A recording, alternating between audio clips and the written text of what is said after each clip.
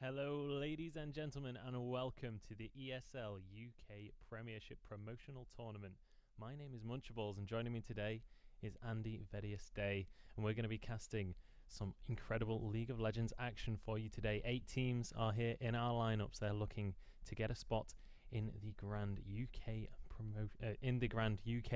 Premiership Tournament, and boy, is it going to be a good day of games. Obviously, this has been brought to you guys by AOC Gaming, SanDisk and Need for C, our 3 lovely sponsors. But without further ado, let's talk about our first game of the day. It is going to be exceL versus exceL Esports. So now, Andy, you happen to be a bit of an expert on exceL, don't you? Yeah, as a former player on exceL, I do know them fairly well. They've got a new lineup now, a few additional players, one of them replacing me, looking to take on exceL Esports in our first game of the day. Absolutely, yeah, they are certainly going to be wanting to try and push the boundary. Now, they came 5th in the last Premiership. They're going to be looking to try and reclaim their spot in the tournament and take on those top 4 teams. Obviously, exceL Esports, a fairly well-known name now. They've been around for quite a long time, as has yourself. And they're going to be looking to try and improve on previous scores, improve on previous win records, and look to really push forward and achieve a higher position this year. We actually have a short interview with the analyst from exceL Esports, Tati, who had a few words to say to us in regards to their attempt this year.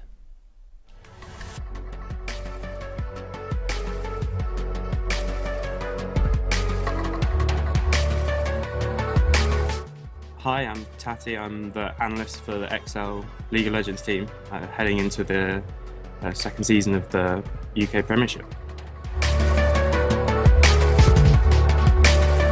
Yeah, I'm looking forward to it. I mean, we've just finished finalising our roster, but as well as that, there's obviously been quite a lot of changes since last season, so it should be really good to see what all the teams can bring now that they've swapped up some of their players and stuff like that.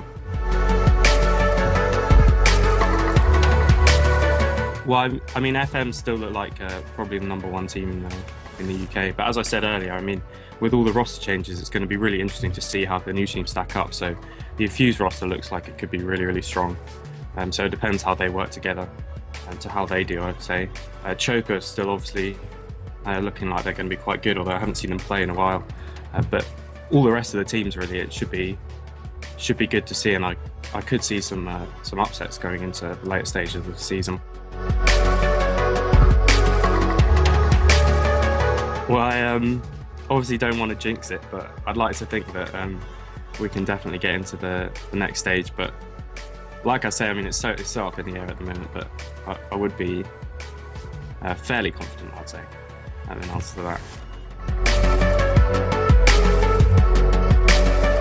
We don't have anything too cheesy at the moment, but we've just been focusing fairly heavily on champ select and getting some good team comps sorted out and a bit of variety in terms of the entire team.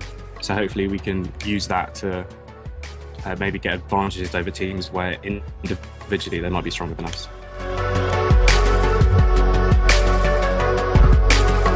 I don't have anything really specific. I mean, just everyone at exceL is always just really good to work with, so that's obviously awesome. It's good to have a good atmosphere. And then anyone who's thinking about watching the ESL Premiership, I definitely recommend it. And the standard is actually really, really high and should be just getting higher and higher. So it should be really interesting to see.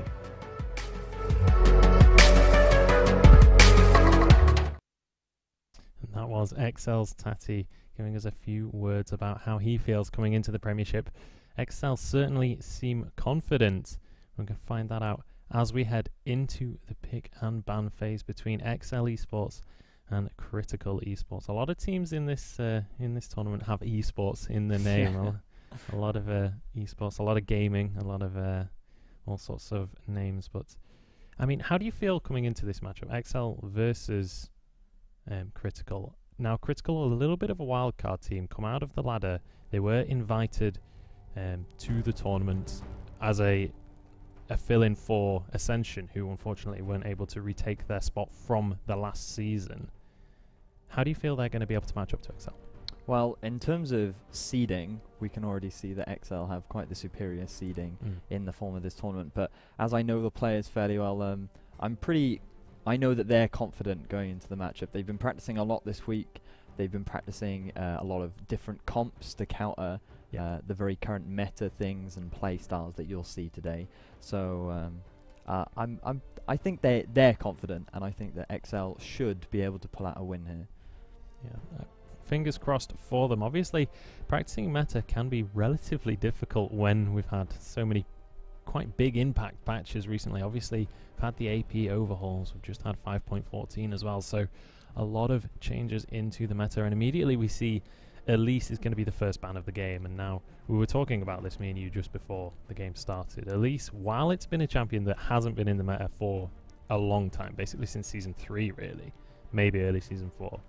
My memory escapes me, but it's immediately come out as a ban. Now, talk to us about why. Yeah, with the most recent patch 5.14, which is what the players are on currently, Runeglaive has changed a little bit. So we're not going to see AP Ezreal, but it has, as a result, given a bit of a spike to Elise. Because of the changes to her Spiderlings, they now do magic damage instead of attack damage. And the fact that Elise naturally buys early penetration means that in the early game, in combination with Runeglaive, Elise can do a lot of damage and apply a lot of early game pressure. So I'm not really surprised to see the Elise ban coming out. On top of that, we've also got a Gnar and Aurelia ban, and a few statistics that we brought up earlier. Their top laner for Critical Esports has over 100 games on Gnar this season. So clearly a bit of a target ban for Critical Esports top laner, a champion that he's very comfortable with, along with Aurelia from the side of exceL Esports. So at least very standard ban. I'm not that surprised with the current patch. And then it looks like Gnar and Aurelia seem to be a bit of a target bans towards Critical. Yeah, and the first pick of the game is going to be that Rek'Sai locked in now. We know Nesquik is quite an aggressive jungler. He loves to go for that very early pressure, likes to go for ganks, likes to try to snowball the game. So Rek'Sai, pretty much the perfect champion for that one. Very sort of safe jungler. There's not many junglers that can comfortably just go and straight up attack a Rek'Sai early in the game. Definitely not. It's not that surprising to see the early pick. Rek'Sai is one of his preferred solo queue champions. He does like to apply a lot of aggression, especially when I was on the team during the early game. He would do a flash level 3 gank in the mid lane, so I wouldn't be surprised to see that early aggression come out from Nesquik. As well, on the other side, we have a Gragas coming out and Maokai, both very standard meta picks, very safe picks as well. You can't really discern much about the comp that Critical Esports are trying to run with those two picks because of how safe they are. Meanwhile, on the side of exceL, this is another thing we were talking about. Jokerism, for a while, was renamed to Scuttle Crab because of how often he played Sivir, and the fact that the Scuttle Crab provides a speed boost just like Sivir does is where he got the name from. So Sivir is a champion that he's very comfortable on, very familiar with, and something that, again, not really a surprise pick, especially of how well it works in the current meta. Yeah, absolutely, and we're going to see him on that champion again. I mean, Sivir just... It feels currently in the meta like Sivir is just a pick this champion, win the game. There are so many teams that want to pick Sivir, and I think competitively it wins like at least 60% of its games. Yeah, it offers so much in terms of it can be hard engage comps, it can be pick comps, it can be a very popular thing known as a speed comp. And generally the idea with Sivir is what you want to do is you find someone out of position, you pop the On the Hunt, you pick someone out, kill them off, and then you turn it into a 4v5 and force an objective. So because of how you see a lot of things about AD carries and them being very weak in the current meta, what Sivir offers, which a lot of other AD carries don't, is utility. And as long as there's utility in a game, you can't really go wrong. It doesn't matter if your Sivir is 0-5 because she's still got that ultimate. She's still always going to be relevant at all points in the game. So it's a very safe AD carry pickup. Absolutely, and going to be going up against it. I'm loving the summoner spells coming out from Critical Esports right here. Hopefully they'll change them. Fingers crossed, but if not, we could see a crazy teleport comp. But the bot lane has been locked in for Critical Esports. They have the Braum and the Vayne. Now, Vayne, fairly weak early on, generally speaking. However, happens to have a pretty good laning phase against Sivir, sort of before level 4. Yeah, it's generally the idea you pick a Vayne into a Sivir purely because Sivir doesn't have that much trade potential. She's very good at wave clearing and shoving the wave, which is why Jokerism probably won't be that scared of the matchup because the best way to counter a Vayne is to just constantly shove her under the tower. However, in terms of a 2v2, in terms of the dueling potential from Vayne, she's always going to beat the Sivir matchup. So it's not that surprising to see it come out. On top of that, the most interesting pick I want to talk about is that Cogmore coming out from Ped. Absolutely. Ped is the most recent addition. He is the one that replaced me after many trials and tribulations. But Ped is a very his champion pool works very well in the current meta. He very much likes the mages. He really likes the new Rylai's that has come in. He really likes the cheaper different item changes, and Cogmore is one of his preferred mid laners. It's a very safe mid laner. It offers a lot of wave clear, it offers a lot of siege, it offers a lot of poke, and it works very well in the comp that they seem to be trying to run, where they seem to pick someone out of position, and then with the 5v4 advantage that they're hoping to gain, they use the poke from Cogmore to then help in terms of gaining an objective. So I can see the composition coming out from exceL Esports. Meanwhile, on the side of Critical Esports, we can see a bit more of a very team fight orientated comp. It seems like with the Ziggs sort of wave clear, very similar to what Cogmore can do. Very nice poke, very nice wave clear. They seem to be going for more of a mid game to late game focused team fight. They want to wait for Vayne to reach her peak in the late game, but they have the team to be able to help her get to that late game point. So two very somewhat contrasting compositions, and we'll see how well they do against each other. Yeah, and interestingly as well, we have a Ziggs in the mid lane now. This is a champion that's kind of been on the edge of the meta for a couple of patches now, but not really, not like an every game pick. However, with the sort of siege that you were talking about earlier that we have coming out from exceL, that Ziggs can really, really do a lot to sort of slow down the game that exceL are going to be trying to play and maybe throw a spanner in the works. Yeah, definitely. With the Rylai's changes, I would say that Ziggs is really strong. So basically, something that I love talking about in terms of the mid lane AP item changes is originally the Trinity Force of AP items is Deathcap, Luden's Echo, and Zhonya's. Those were originally the big, heavy AP items. But with Zhonya's and Luden's getting nerfed down to 100 ability power, it now brings Rylai's online. So now the Trinity Force is Rylai's, Zhonya's, and Luden's, with Deathcap staying up here at the top.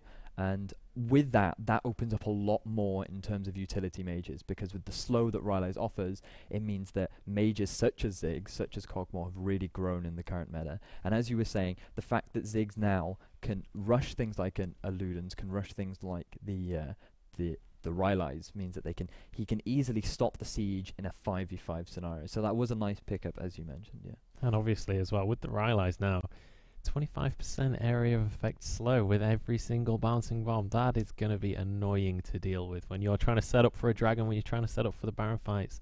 Having to dodge each and every one of those bouncing bombs is going to be an absolute pain.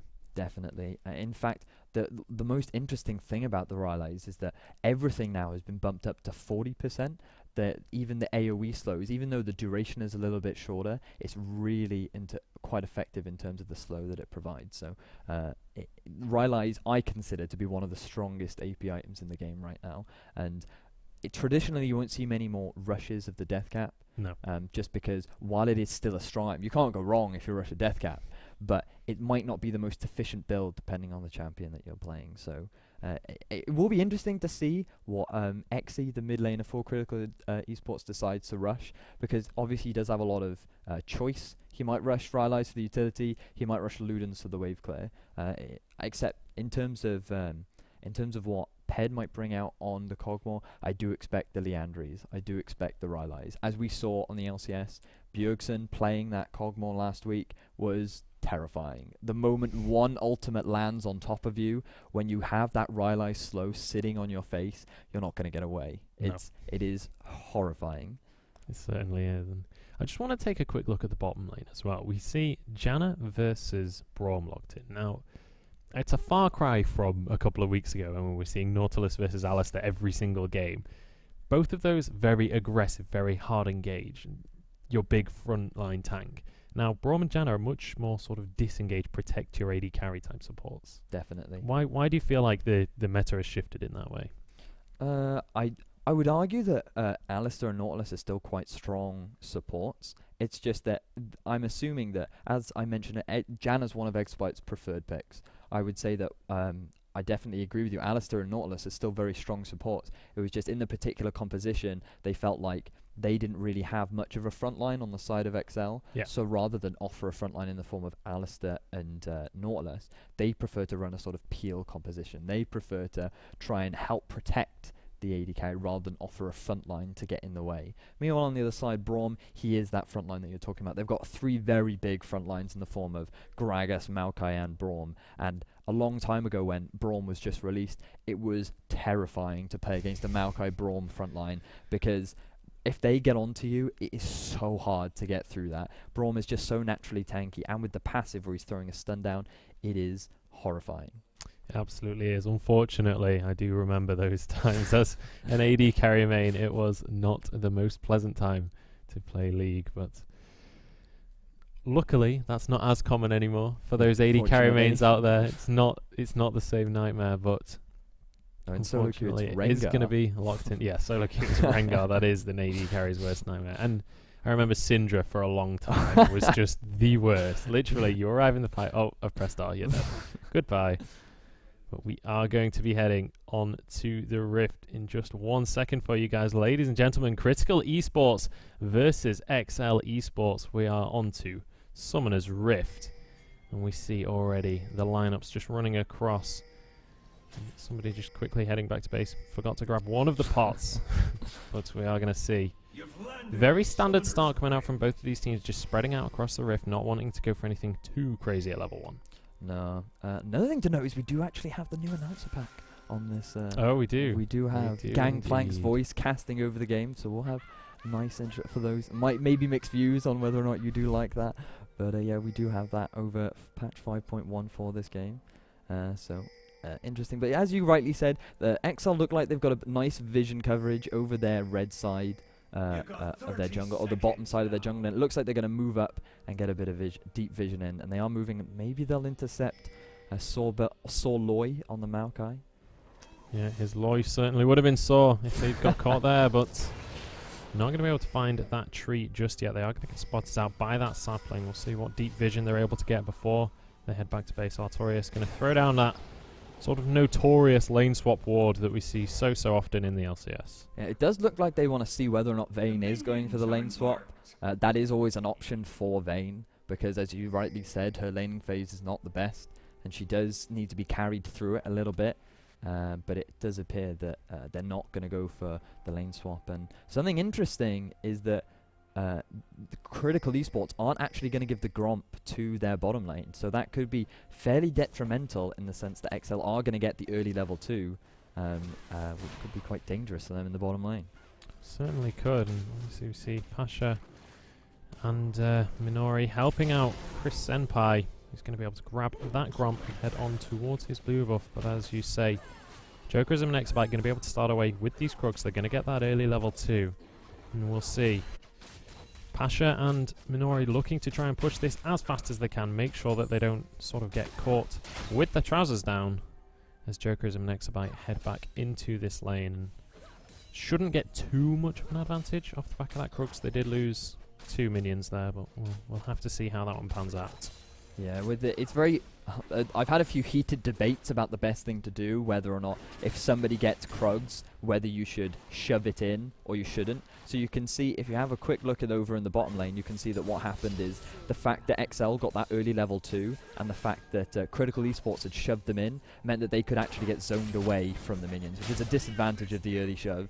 But the alternative is, by early shoving, you can rush your level 2 so that you actually get it about the same time. So it's very much dependent on how you choose to rush the early game. So debatable on how you want to do it. I suppose both could work depending on how well versed you are in the early play. And as well, both have sort of their merits and their downfalls, obviously. If you're wanting to go for a more aggressive game, if you're playing more aggressive laners, and you can shove them under town, deny some farm that way, then you could potentially pick up an advantage. But obviously, very much down to how you like to play as a player, and as well, what kind of champions you're running and what they are running. Yeah, definitely. So you can already see, as I mentioned in Champs Select, Vayne, not the well, any AD carry early on, not very good at farming under tower. So what the bot lane from exceL are doing is they're just shoving them hard under the tower. Meanwhile, we got a bit of interaction up in the top river. Do indeed. Nesquik getting bullied away from the Scuttle Crab there a little bit. Chris Senpai doing a good job to win out that engage, grab the Scuttle Crab for himself. Just back away into his own jungle. So doing well on the health bar against Nesquik there. So he's going to be more than happy with that little exchange. Yeah, with the small nerfs that Rek'Sai she did have in patch 5.13, the knock-up radius got reduced a little bit from 200 to 160. So while it didn't really affect Rek'Sai overall, she's still a very popular pick in the current meta. It does give her a bit of a little nerf, then it means that in terms of her flash knockups are not quite as effective as they used to be. So, meanwhile in the bottom lane, a bit of aggression. Speaking of flash knockups, Chris Senpai could be going for that. Decides, well, rightly so, decides that they were nowhere near in range. So he is going to have to back away from this one. Not going to be able to get anything with that early gank. Looking to go back through the tri-brush, but it is going to be warded. So Jokerism and exaPyte should be just fine as Nesquik is arriving in the bottom lane as well. Yeah. In the top lane, Soloi taking a lot of damage from that flame spitter. Look at the tree burn down. Luckily, Living Wood doesn't burn anywhere near as quickly, so Artorias not quite going to be able to cook him up this early in the game, but he's going to throw down an Electro Harpoon and just deny that recall and try and punish Soloi as much as he can. It would be interesting if League had some sort of like counters, so that water countered fire and wood was countered by fire, and if that were the case, I would feel so sorry for Ghost Scroller and Morello having to try and balance that would be an absolute nightmare. Well, either way, in terms of the top lane, it's a particularly interesting matchup. I wouldn't say that one really beats the other. Ooh. Meanwhile, in the bottom lane, Pasha taking a lot of damage. Luckily, that Unbreakable can block away the Boomerang Blade, but just both teams disengaging. And this is one of the things about when you're running that Braum, when you're running that Janna, is these disengagey supports can just diffuse these tense situations relatively easily and just deny that kind of early pressure. Yeah, they're doing I'm impressed with exceL's pressure on the bottom lane. In the mid lane, though, exeL could be in trouble. Does get the satchel charge down, and he's going to be able to bounce himself to safety. Gets a good trade onto Nesquik as well, so Nesquik going to be punished a little bit. Does still have a couple of pots in his inventory, though, so going to be able to sustain his way back up in that jungle. So that was the early game aggression that we were talking about during Champion Select. It's not really that surprising coming out from Nesquik on the Rek'Sai. Trying to get help the mid laner out a little bit early on.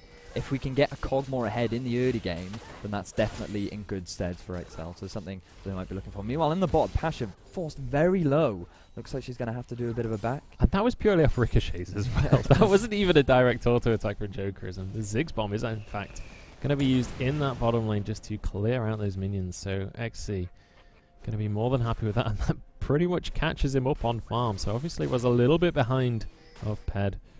But down in the bottom side jungle, we do see the dragon getting kicked off.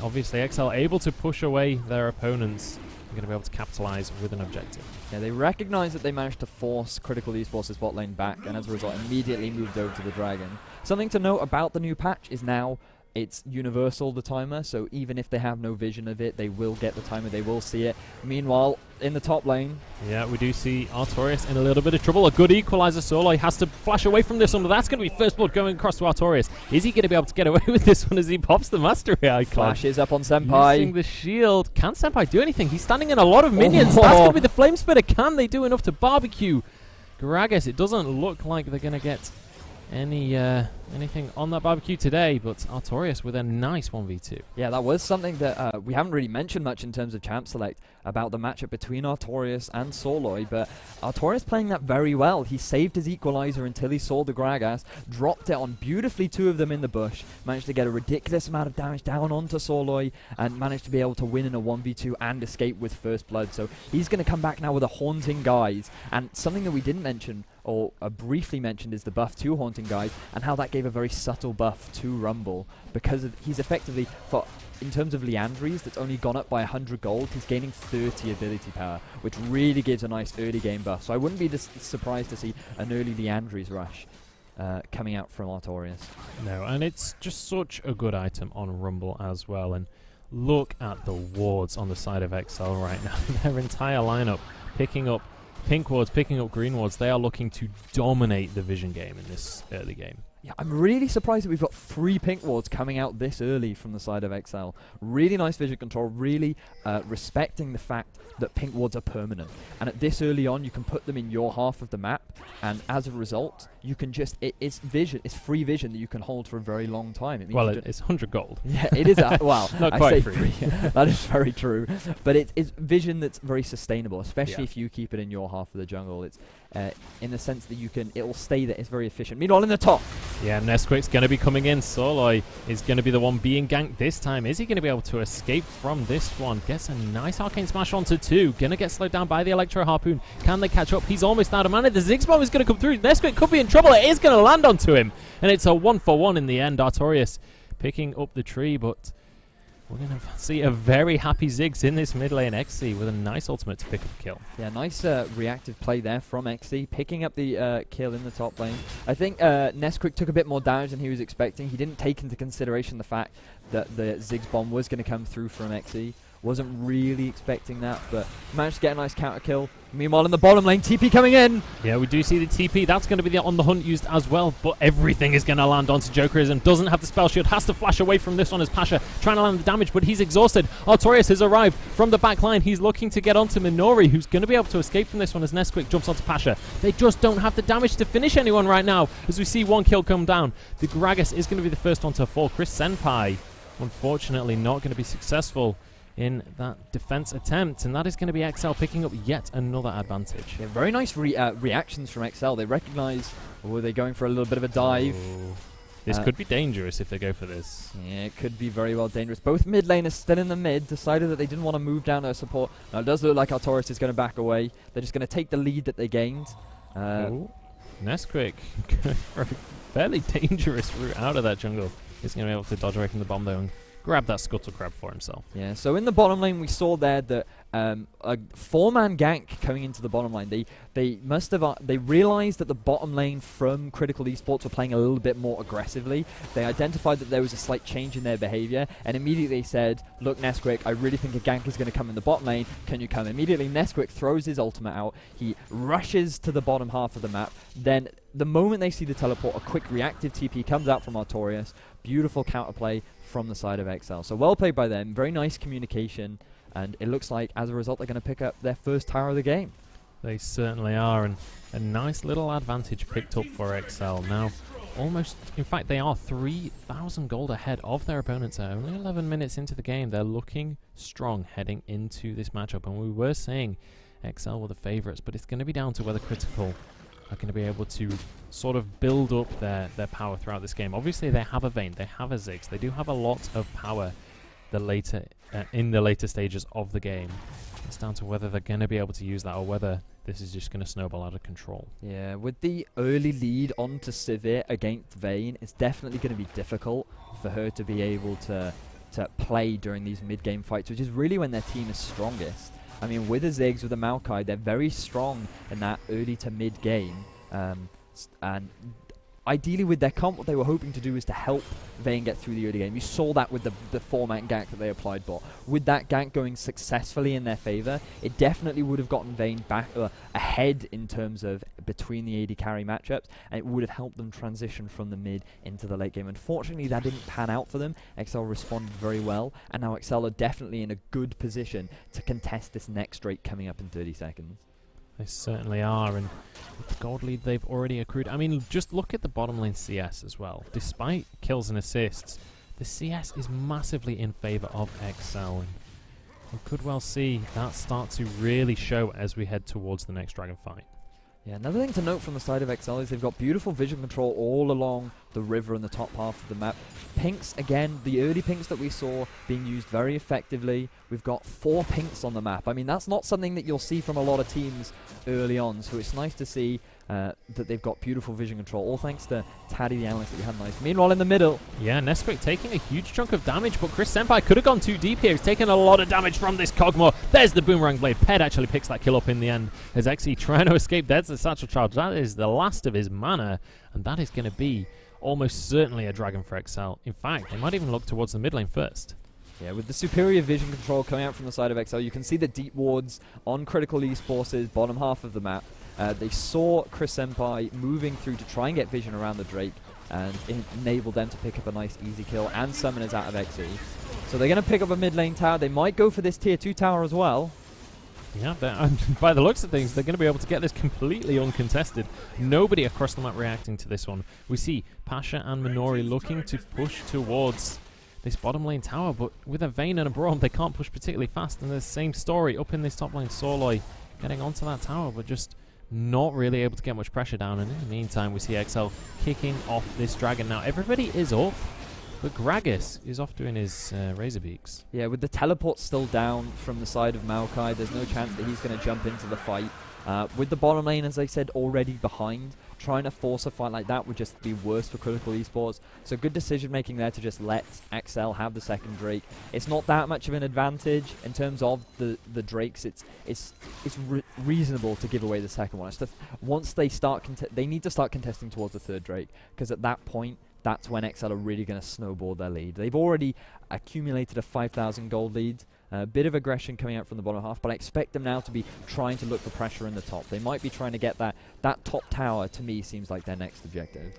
Yeah, certainly. Obviously, it is the last tier 1 available on the map. Does seem to be the objective. That makes the most sense. But then again, if we consider a blue buff an objective, this is going to be the one they go for, because they are immediately going for this invade, and that is going to punish Ziggs so hard. Yeah, with that beautiful vision control from the side. Ooh. Nearly stole it.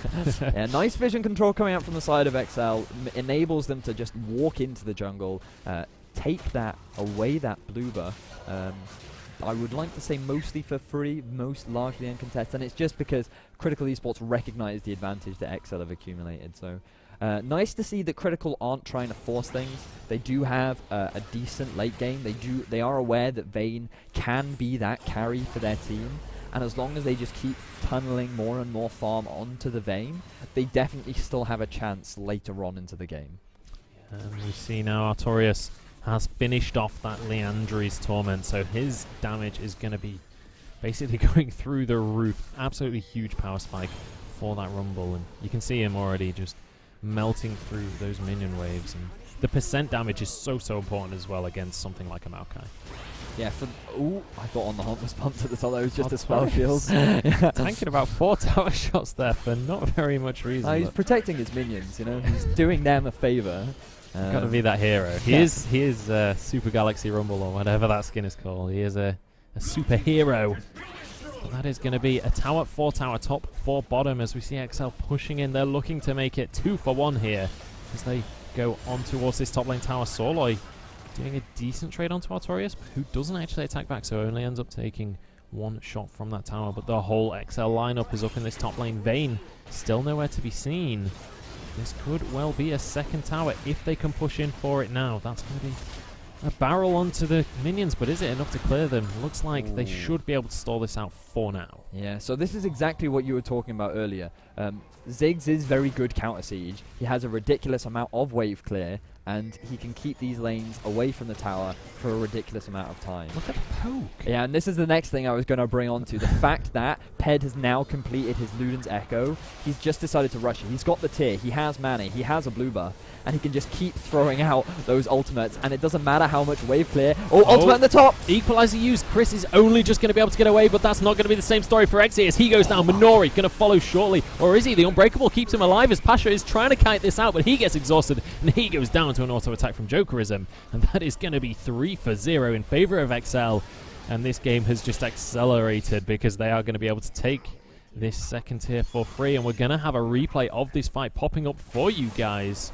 Let's take another look at the action. So you can see here, really nice poke from Ped, and they lead with the Equalizer. That manages to drop a bunch of damage down onto the side of Critical, but this right here, the flash ultimate from exabyte, manages to knock 2 members of Critical straight into the side of exeL, which picks them up 2 very easy kills. Really nice engage, all from the back of Ped's beautiful poke from Cogmore. Really well played by the side of exeL. Very nice use of their composition. Very good poke from Ped with the follow-up from their team comp with On the Hunt and the ultimate from Artorias. So very well played by exeL, using their comp the way it should be used. Absolutely, and I really like this. The more we see them play, the more I like this composition from exeL, because you saw in that siege situation, it wasn't even just the Cogmore that was throwing out the poke. You had Every single champion on that exceL lineup is throwing out something to harass the enemy. You've got, obviously, Janna throwing out the whirlwinds. You've got the boomerang blades. You've got the ultimate from Kog'Maw, along with the Prey Seekers and the Electro Harpoons from Rumble. So, realistically, how do you dodge all that? They don't even have a Sivir for the spell shield. That's on the other team. So, really difficult one for Critical Esports in that scenario. Well, the best way to deal with poke is hard engage, and that's what they have. They have a Maokai, they have a Gragas, they have a Braum, but the problem is they're too far behind to use it. Even if they hard engage onto exceL, it's very unlikely that they're going to win the fight. So, unfortunately for Critical, they just fell behind too hard in the early game. A few misplayed ganks, and meanwhile you just see so much poke coming out on the bot side, and this is the point from exceL. They're now in a perfect position where if they don't fight exceL, they're going to get poked out. If they do fight exceL, they're just going to lose in a straight up 5v5. So they're in an extremely unlucky position right now, and unfortunately I just don't see a way for exceL, I don't see a way for Critical Esports to bring themselves back into it. The best scenario for them is exceL decide to do a Baron and they steal it. Oh, exi in a lot of trouble, takes a huge amount of damage, actually knocks himself back with the satchel charge. No, Soloi now going to be the focus target. He's going to be going down. Twisted advance forwards, actually gets knocked back by the Monsoon. He is going to go down in the end though. That is going to be exceL picking up yet another tier 2 tower. Interesting satchel charge there coming out from exi, not quite the right direction, but unfortunately that is going to be another objective taken away from them. So basically Critical now stuck in their base. They're going to, after exceL have been back to base, once they've got this dragon and come back out from their fountain, they're going to basically have complete control of the whole map. Yeah, with a 10,000 gold lead, I wouldn't be surprised if they actually look for the Baron. That might be an avenue for Critical Esports to come back in. However, with the amount of vision control that we've seen coming out from the side of exceL, with the amount of control and poke that they have, even if they try to come near the Baron, I expect Ped and Jokerism with the poke that they have to literally just force them back. Put them in a situation where even if they contest the Baron, they're just going to put themselves in an even worse situation. But you can see them now heading down in towards the mid lane. They're already pinging that top half of the jungle, saying, well, look, we want to get vision in, we want to head towards the Baron, because the moment they get that Baron, it shuts down Ziggs' wave play. He just can't do anything. Something that Monty regularly goes on about is the fact that Baron is a beautiful counter to Ziggs because of the empowered minions. Yeah, and not just Ziggs either, just any kind of defense of your towers. And especially when you see how far exceL have been ahead anyway, how hard it's been for Critical Esports to protect these towers. With a Baron on top of that, there's realistically not a lot of hope for Critical Esports if exceL can secure this objective. We'll have to see though. They've not been confident enough to just start it off straight away. They do want to make sure that they muscle away this vision control first. Yeah, I mean, if they can stall exceL from doing the Baron, I mean, that's another positive, because all they want is a few more items. If Ziggs can get his second item, Righteous Glory now completed on Maokai means that they do have the engage that they need. He might not be especially tanky, like he has no real defense stats, but he can still act as an engage. They can still teamfight, which is really ideal for them. But it does look like they're going to stall off the Baron. Yeah, they're not even bothered about team fighting right now. The percent damage coming out of that Kog'Maw is melting through that big purple worm's health bar. Chris Senpai is going to be looking for this steal. He has to be looking for this steal. Rewards of the teleport. Teleport coming through. exceL have been taken incredibly low by this Baron. As we see Critical Esports jump over and start the Baron themselves. There's the equalizer, and this is a messy fight already. Soloi going to be going in on his own, but it's 1v4, and now Nesquik goes in for the 1v3 himself. He's going to be going down, though, as Chris Senpai manages to get that one. There's a double kill for Sivir, though, as 4 members of Critical Esports drop down, and this is going to be the Baron picked up for exceL. Yeah, very strange decision making. They saw the teleport come in behind from Artorias, and that forces them all to flash into the pit. We can see a beautiful reactive TP from Artorias. He's pushing in the bot lane, he TPs in behind, and they all see that TP, jump into the Baron pit. That's not what you want to do. The Baron's going to reduce your magic resist. It was brave. Yeah, it was brave, I'll give them that. But a nice ultimate coming out from Exabyte, disengages. Questionable decision making from Nesquik, deciding I can 1v3 you guys, but he does manage to keep them in the Baron pit for exceL to be able to clean up. Double kill for Artorias, double kill for Jokerism. Jokerism, and that enables them to pick up the Baron. Now with the Baron, they should be able to just siege down mid with the ridiculous poke. Rylai's now completed for Ped, Luden's Echo now completed for Ped, and you can see the impact. 109 coming out from Ped. Really massive impact on that Cogmore this game. Yeah, absolutely. Obviously, only 3 kills this game that he has not been part of on that Cogmore.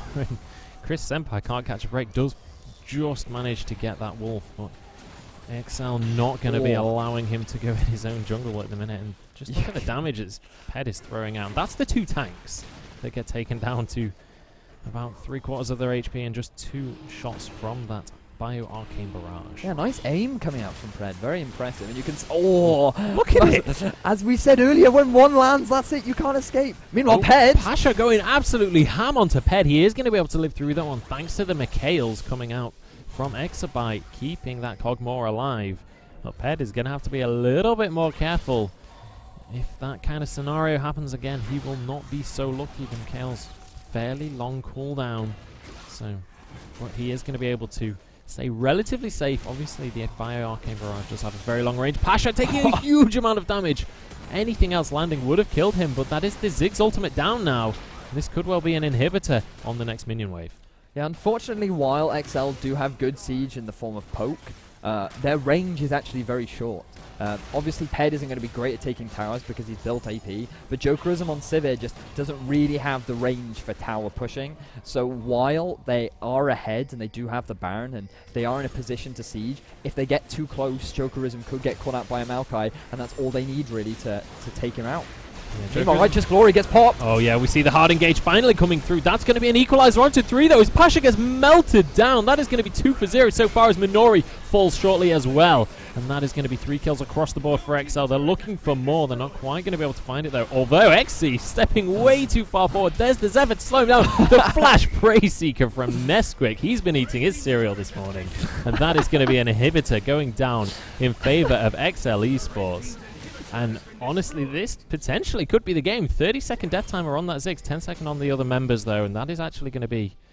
It wasn't on the hunt. It was Talisman of Ascension to get away. I was like, why was that not already used? But exceL going to be able to take a huge advantage here. Yeah, they've decided to back away. They recognized that the death timers are still quite low, and they didn't want to take more... they didn't want to be greedy, basically. They got a nice advantage there. They've got the mid inhib. They've now broken through the base. They can see top and bot pushing against them, so they're going to clear those minion waves out, pick up that gold, pick up a few extra items to make sieging and closing out the game a little bit easier. But we could see earlier from that fight, they did get the hard engage that they wanted. That is exactly how you counter poke.